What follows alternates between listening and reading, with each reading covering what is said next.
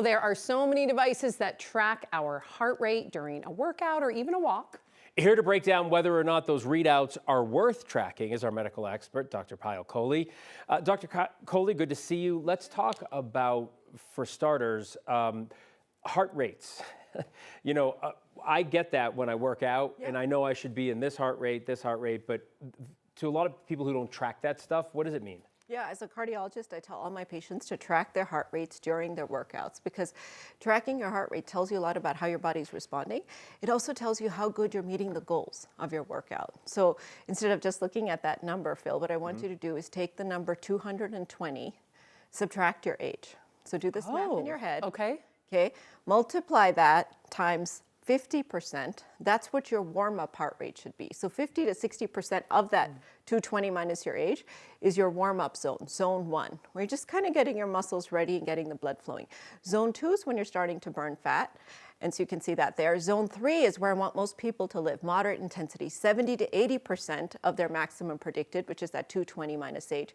And then zone 4 to 5 is where you're really high intensity. That's where we see the athletes. That's where you're building power.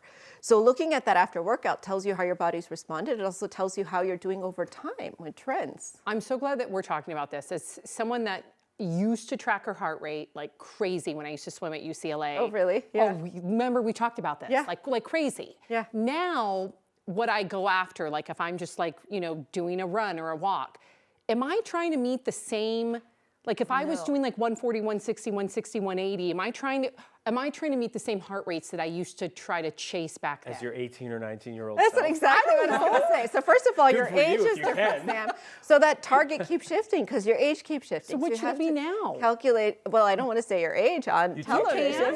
Take my age. Okay, so if I'm 45. So 220 minus 45. Yep, 175. Yep. Okay. And then you multiply that. I want you to be in the 60 to 70% of that for maximum cardiovascular health. Now you're very thin, but if you were trying to lose weight, you actually want to dial back a little bit, be more closer to 60%.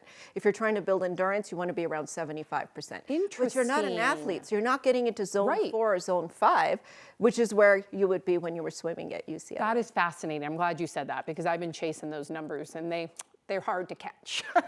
It will get harder as you get older. Will you call me very thin for a second? And when you're done with that, thank you for the compliment in advance. What about recovery from these zones? Yes, I love this metric, and it's people don't appreciate it. In fact, I haven't calculated my own, but it's a great metric because it tells me how quickly does your fight or flight response, which is activated during exercise, switch to rest and relaxation. And the key number to remember here is 12 beats in a minute. Okay, so the way you can calculate it, quick and dirty, I want both of you guys to do this in the break. Okay. Jog in place really fast. During the break, okay. Get your heart rate up, and then measure your heart rate. And then a minute later measure it. And it has to drop by at least 12 points. That's your heart rate recovery. That's normal. If you drop by 20 or 30, then you're an athlete. You're actually very fit. If you don't drop and you're blunted, it puts a target sign on you that your nervous system is really amped up and we need to do something about it. That's a great metric. It also could give you a heads up that maybe there's something off about your heart and you should see someone like you. That's exactly right. You would need a cardiologist, and it doesn't just predict risk today, it predicts risk in the future as well if your heart rate recovery response is I didn't realize flight or fight was triggered when you I didn't exercise. Yeah, it's an activation of your sympathetic nervous system. So your blood pressure goes up, your heart rate goes up. It's a way to sort of tune that fight or flight response, but make it come on and come off on a dime. Now, the other thing that's nice is something called heart rate variability. This is a harder one to track. So let's say your heart rate is 65 beats a minute.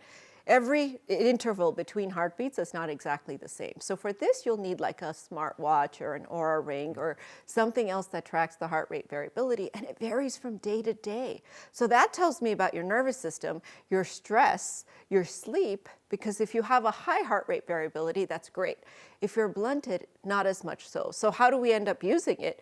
If it's a day you didn't get much sleep, the heart rate variability is down, I say skip the exercise that day because you're not ready. That. Okay. Great. Dr. Kohli, thank you so much.